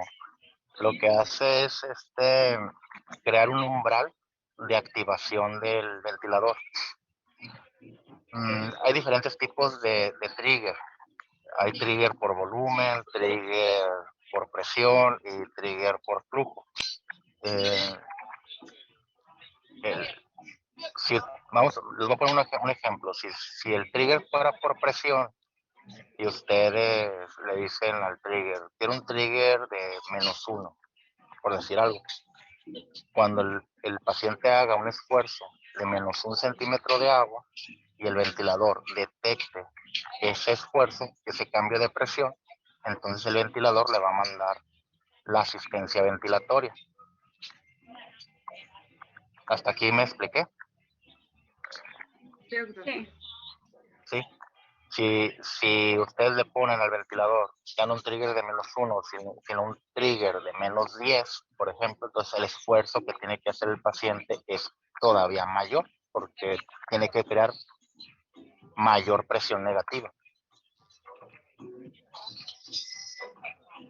Bueno, de esos triggers, el que se utiliza actualmente es el de flujo, que es el que ha demostrado que las asincronías son menores, aunque la mayoría de los ventiladores vienen para que lo puedan programar de manera mixta. Utilizan el de presión y el de flujo. Los demás triggers definitivamente ya no se utilizan. Pero el principal es el de flujo. Entonces, si el paciente maneja un flujo, por decir algo, 10 centímetros, 10 litros por minuto, por decir algo. Entonces, cuando el ventilador detecte que el paciente hace un esfuerzo que genere si ustedes ponen un trigger de 1 litro por minuto, o sea, un flujo por flujo, cuando el ventilador detecte que el esfuerzo del paciente genera un flujo de 1 litro por minuto, en ese momento le manda la asistencia. Si el trigger lo programan en 2, entonces el esfuerzo es mayor. Tiene que hacer un flujo de 2 litros por minuto para que el ventilador lo detecte y le mande la asistencia. Eso es el trigger básicamente, ¿no? Crean un umbral a partir del cual ustedes le avisan al ventilador sobre que el paciente tiene que pasar ese umbral para administrarle la asistencia. ¿Sí me expliqué? Sí, doctor. ¿Contesté tu pregunta? ¿Esa era la duda? Iba a decir eso que permite afinar la... ¿Perdón? ¿Contesté tu pregunta? Sí, nada más era que teníamos una duda que lo mencionaba como sensibilidad de trigger, era como nada más en el nombre. Es lo mismo, sensibilidad o trigger. nada más que sigue, pues ya lo están hablando en inglés y sensibilidad en español. Ok. Pues sí, nada más, ya usted lo explicó, igual, pues ya sería redundante decir, bueno, volverlo a explicar que nos permitía afinar la sincronía entre esfuerzo y paciente, el esfuerzo del paciente y la red del ventilador. Claro. Continúa. Entonces seguimos con el flujo inspiratorio o peak flow, que controla la velocidad del volumen corriente, el cual es entregado, o por cuánto tiempo la presión inspiratoria programada se va a aplicar. En el tiempo inspiratorio va a haber un aumento de la velocidad de flujo y va a disminuir el tiempo del ventilador. Y el modo controlado por presión va a generar, una pausa inspiratoria mayor o menor, esto según la velocidad del flujo programada. Y va a iniciar de 40 a 60 litros sobre minutos y en ocasiones puede llegar hasta 100 litros por minuto.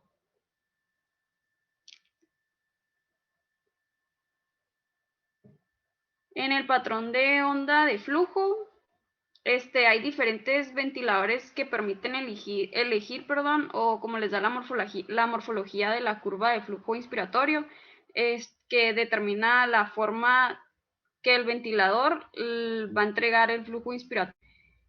Y se divide en 4, pero normalmente usan más las 3, que es flujo constante u onda cuadrada, que va a entregar el volumen en menor tiempo, generando mayor presión en la vía aérea, y el flujo decreciente o en rampa descendente genera mayor presión de las vías aéreas al inicio y una presión alveolar casi iguales. Esta distribuye mejor el volumen tidal, o volumen corriente, y propicia también el mayor tiempo inspiratorio mínimo del tiempo expiratorio. Y el flujo sinodal o senoidal la distribución es muy similar a la de rampa descendente, pero esta incrementa más el tiempo inspiratorio, como lo pueden observar aquí en las imágenes. El tiempo inspiratorio y la relación IE, esta se va a regula teniendo en cuenta cuánto tiempo requiere el paciente para entregar el volumen o la presión programada. Se va a observar que no sea muy corto y genere disconfort, o tampoco muy largo y dificulte el tiempo inspiratorio de la presión positiva al final de la expiración, que es el PEP, creo. Y al no poder completar la salida de gas suministrado en la inspiración. Y esta relación también puede modificarse aumentando el tiempo expiratorio en situaciones de obstrucción para evitar este atrapamiento aéreo. En la relación entre inspiración y expiración, esta es una relación 1-2, que la inspiración es de 1 segundo y la expiración consta de 2 segundos. Si se hacen cambios, cambia la velocidad de flujo para que pueda cumplir con el tiempo inspiratorio.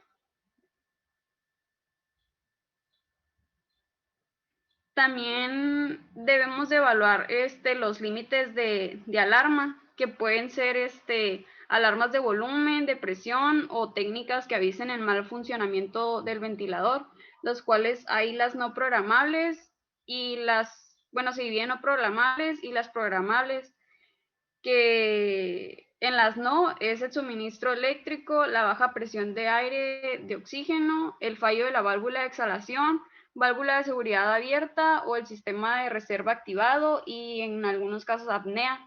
Y los programables es la alta y baja presión en la vía aérea, alta frecuencia, alto y bajo volumen por minuto exhalado y alto y bajo volumen de corriente exhalado.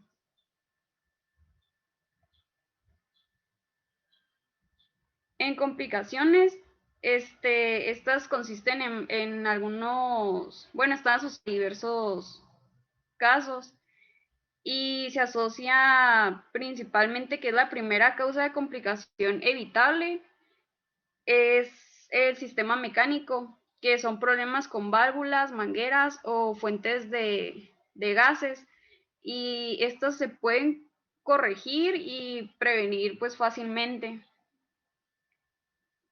También las otras son las de vía aérea artificial, que durante la intubación puede causar al trauma, que se vaya a otro sitio, también aspiración de contenido gástrico o arritmias. Y durante la ventilación mecánica, malposición u obstrucción del tubo y la extubación accidental. Y posterior a la extubación, tenemos compromisos de reflejos de la vía aérea, también secuelas laringotraqueales, y también se dice que se debe tener una presión de la mucosa traqueal de 25 a 35 milímetros de mercurio, porque para mantener el CUF, que es la bolita de las ondas, bueno, más bien aquí del tubo endotraqueal, que se debe mantener entre 20 a 25 miligramos para reducir el riesgo de lesiones traqueales. Por infección pulmonar, pues podemos tener neumonía, que es aquella infección pulmonar que ocurre después de las 48 horas de intubación o el inicio de la ventilación mecánica. Pues se va a diagnosticar complejamente, se basa en 3 aspectos clínicos, que son signos de sepsis, que es como taquicardia, fiebre, leucocitosis, secreciones purulentas y radiografía de tórax con imagen pulmonar compatible. También tenemos las lesiones inducidas por la ventilación mecánica, que se divide en 3, que el barotrauma, que es la fuga extraalveolar de gas secundario al uso de altas presiones en vías aéreas, y es una complicación grave, teniendo una mortalidad de 10 al 35%, y va a aumentar pues cuando se atrasa el diagnóstico. Engloba diversas patologías como enfisema intersticial alveolar, enfisema subcutáneo, neumomediastino, neumoperitoneo, y neumotórax, que pues todas tienen la común de presencia de aire fuera de las vías aéreas. También la lesión inducida por ventilador incluye otros mecanismos de lesión, como el volutrauma, que es el deterioro pulmonar inducido por la ventilación mecánica, sobre todo por la distensión local, antes que por la presión. Es porque va a provocar una sobredistensión de regiones pulmonares y lesiones estructurales a nivel de la membrana alveolo-capilar. Y una de las causas más frecuentes de es la atelectasia, también atelectrauma. Se ocasiona por la apertura y cierre extremo de los alveolos, y pues es un mecanismo frecuente del deterioro pulmonar, que causa colapso alveolar. En el destete o weaning, es el proceso, es la desconexión del paciente sometido a la ventilación mecánica, y pues se le conoce porque se reduce en forma progresiva el soporte que el enfermo recibe del ventilador hasta poder retirar la ventilación mecánica. Y esta debe de cumplir con los parámetros de aquí de la tabla para que sea como un correcto destete. También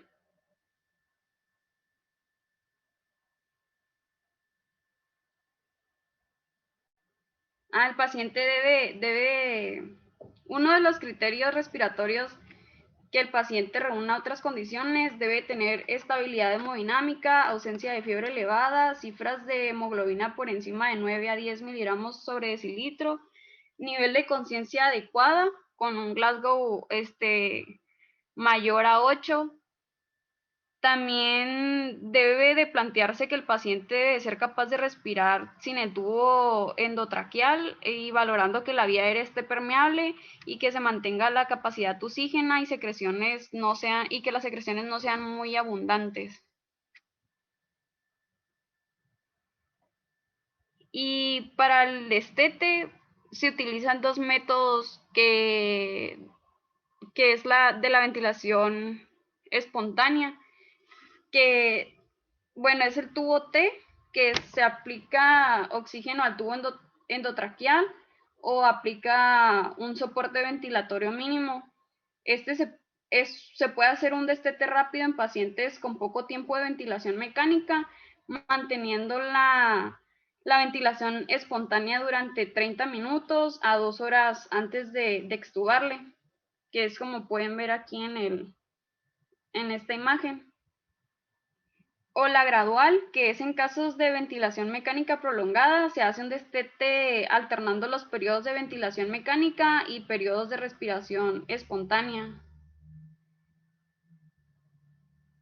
Se tienen los criterios clínicos que consiste en la desaturación, taquipnea, taquicardia o bradicardia, hipo o hipertensión, respiración paradójica, hiperhidrosis y disminución del nivel de conciencia. Cuando se alarga el tiempo del destete y pensamos que el paciente va a necesitar de forma prolongada la ventilación mecánica, se necesita realizar una traqueotomía para evitar lesiones traqueales por el neumotapón, como acortar la retirada del soporte respiratorio.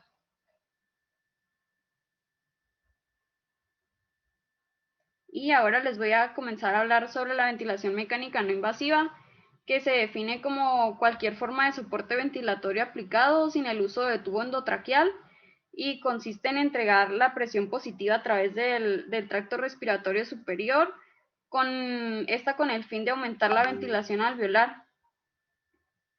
Y se va a realizar con una máscara nasal facial, a través de cual el ventilador va a estar limitado por la presión y entrega un flujo de mezcla de aire y oxígeno con una de las dos modalidades, que son la presión inspiratoria IPAP y la presión expiratoria EPAP. Y como indicaciones, suele, responder mejor en pacientes más jóvenes, que estén menos graves y con buen nivel de conciencia y que cooperen. Se va a indicar en insuficiencia respiratoria aguda, que actualmente es el tratamiento de elección en la mayor parte de los pacientes con fallo ventilatorio agudo. También pacientes con EPOC, edema pulmonar cardiogénico, síndrome de obesidad, hipoventilación. También decía que aún estaba en duda si era uno de los mejores tratamientos para estos pacientes, pero decía que era muy favorable. También posoperatorios en cirugía general o torácica. También aquí ha demostrado mejoría de hipoxemia, así como una disminución en complicaciones de necesidad de intubación endotraqueal y de la mortalidad. Y también como prevención de fracaso por extubación, infiltrados pulmonares, inmunodeprimidos. Las contraindicaciones relativas son las fallas en intentos previos de ventilación no invasiva, inestabilidad hemodinámica, arritmias que pongan en riesgo la vida, riesgo a broncoaspiración, deterioro del estado mental, la incapacidad de la utilización de mascarilla nasal o facial. Esto era por alguna trauma que tuviera el paciente o también por claustrofobia e hipoxemia refractaria, con una presión parcial de oxígeno de menor a 60% y una FiO2 al 100%. Las contraindicaciones absolutas es una frecuencia respiratoria menor de 12 respiraciones por minuto o paro respiratorio. También la frecuencia cardíaca menor a 50 latidos por minuto con pérdida de conciencia.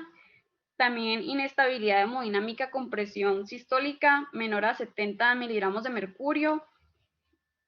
Vómitos, trauma o quemadura facial reciente y paro cardíaco en 5 días previos.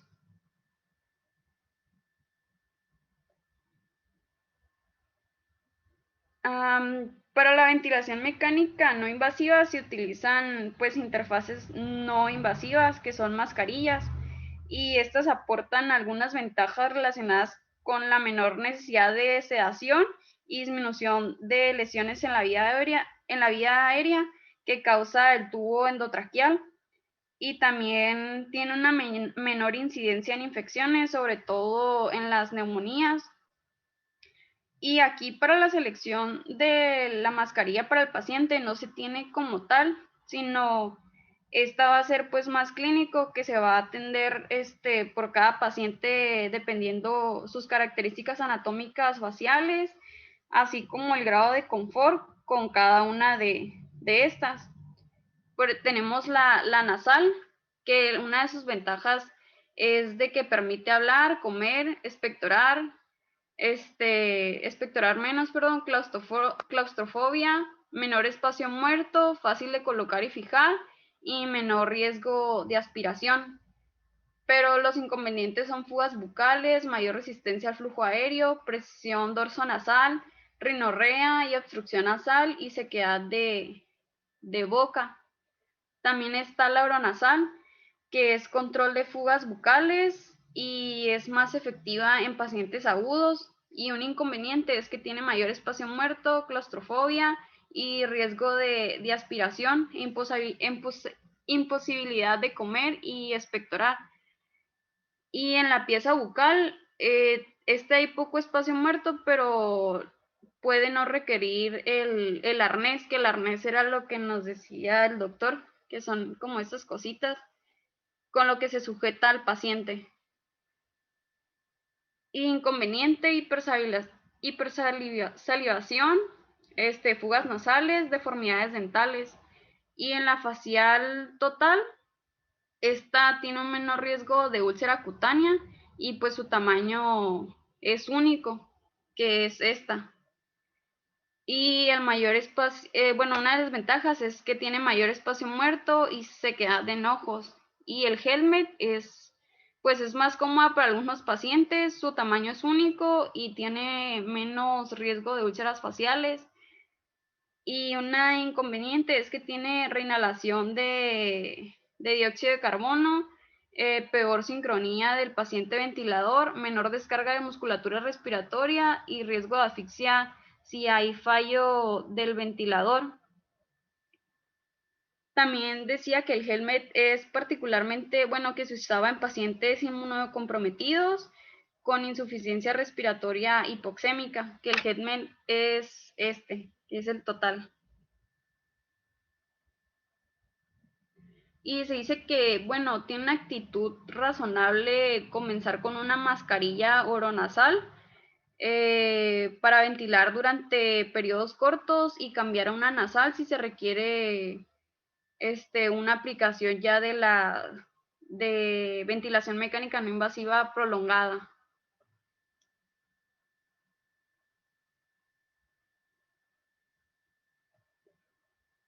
Y el protocolo, primero se le debe explicar al paciente sobre el apoyo ventilatorio que va a recibir para que sepa qué tipo de mascarilla es la que se le va a aplicar. También se debe monitorizar signos vitales, gases arteriales basales y la aplicación del puntaje de SAP o PAS, creo que se dice, o Apache 2, que es la puntuación que ya conocemos.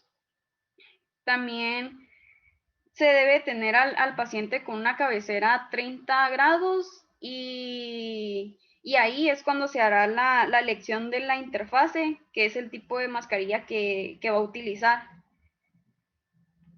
Conectar al ventilador, así como el antibacteriano, corrugado y la mascarilla. También se debe corroborar la funcionalidad, que es encender el equipo y probar el adecuado funcionamiento, tanto mecánico como de los límites de alarmas. Y el 6, que es la colocación del arnés en la cara del paciente, que pues para sujetar la máscara contra la cara y evitar evitando ejercer una presión muy alta.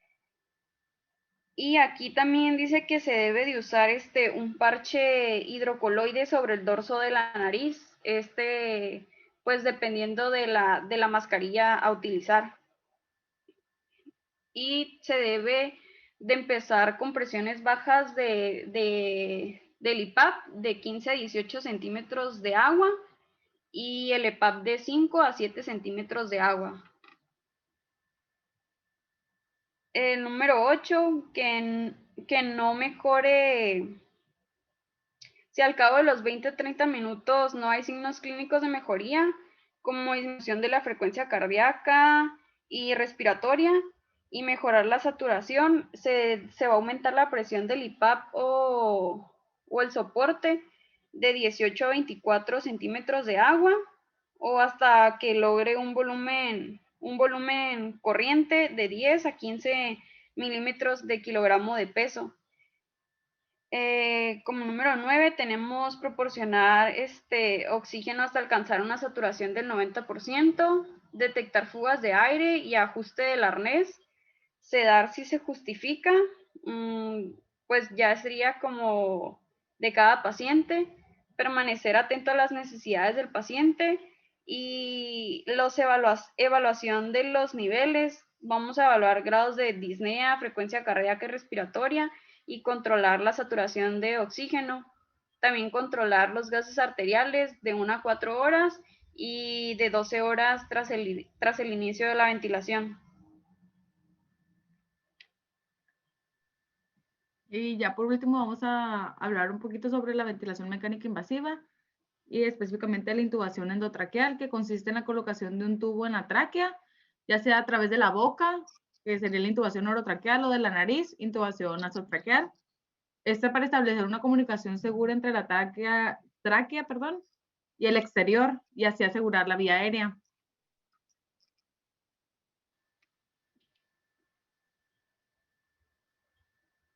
Como indicaciones, pues la primera es insuficiencia respiratoria, parada cardiorrespiratoria, obstrucción de vía aérea superior, secundaria, esta puede ser secundaria traumatismos de mandíbula o laringe, inhalación de humos o infecciones y anomalías congénitas. Ausencia de reflejos protectores de vía aérea, acumulación de secreciones pulmonares. Y acá tenemos otras indicaciones que serían ventilación electiva, disminución del nivel de conciencia en una escala de Glasgow menor a 8, apnea y pues indicaciones quirúrgicas.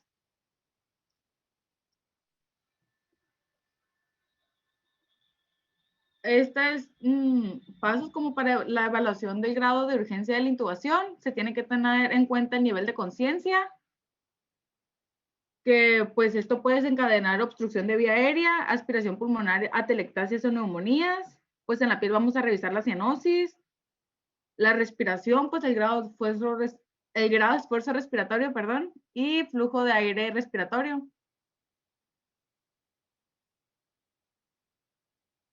Aquí nada más puse la escala de Glasgow para recordarla.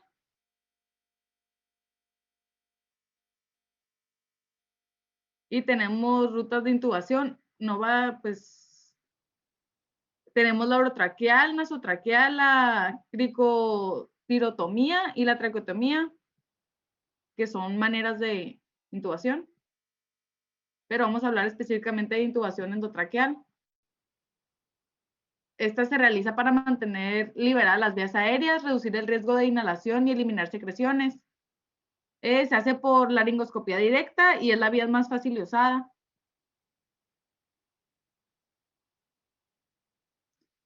Tenemos un protocolo para intubación, pues primero que nada se tiene que verificar que tengamos todos los materiales y que los materiales estén pues en condiciones para realizar la intubación.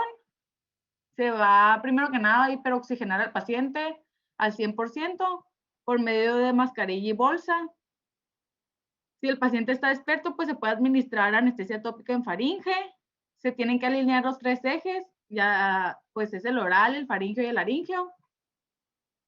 Pedir que se realice presión sobre cricoides es la maniobra de Selig y consiste en aplicar presión sobre cricoides para comprimir el esófago entre este cartílago y la columna y así impedir la regurgitación gástrica. Pues si es necesario administrar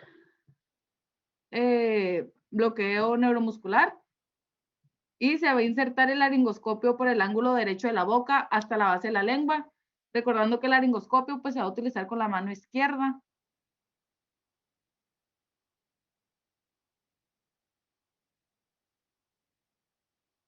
Se va a levantar el laringoscopio a 45 grados sin hacer palanca en los dientes para no lastimarlos. Si es necesario, se va a aspirar la orofaringe. Se va a tomar con la mano derecha el tubo endotraqueal y lo vamos a insertar por el ángulo derecho de la boca, evitando tapar la epiglotis y las cuerdas bucales. Se va a avanzar el tubo a través de las cuerdas vocales y pues después de eso se va a verificar la posición correcta del tubo, ya sea por auscultación o radiografías.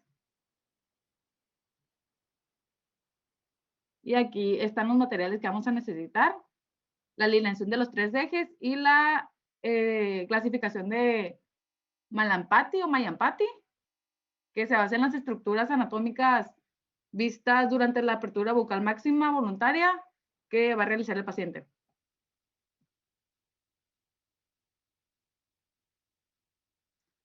Vamos a tener complicaciones precoces, si es que las hay, que son lesión de columna cervical, obstrucción ventilatoria, hemorragia, neumotórax, y la extubación puede causar traumatismo si no se desinfla el balón.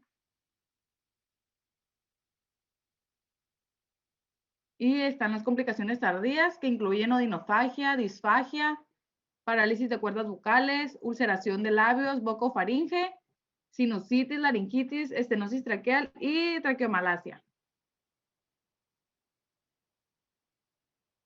Y pues por nuestra parte sería todo. Ahí están las bibliografías que consultamos.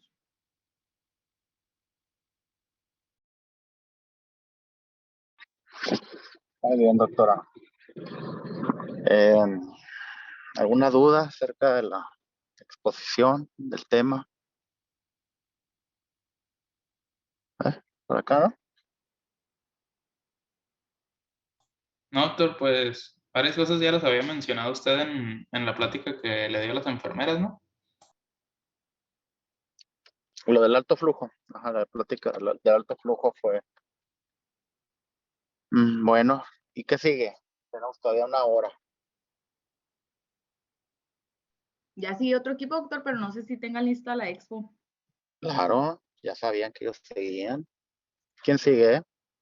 No sé quién sigue. Sí, pero no la tenemos. Pensamos que iba a ser la siguiente semana. ¿Cómo? ¿Qué es lo que les tocaba exponer? Asma. No, pues bonito tema. ¿Y no tienes nada preparado? No, pero la siguiente se la vamos a poner, a exponer bien perrón. O sea, te quedan escasos 7 días y no has iniciado absolutamente nada. No, es que como estaban los repartidos por días y se supone que, pues ahí lo que decía era un día va a ser lo de el primer equipo y el siguiente día el siguiente sábado iba a ser el otro equipo y creíamos que nos quedaban 2 semanas. No, hay un calendario, de hecho vamos atrasados. Yo me comí como 2 días.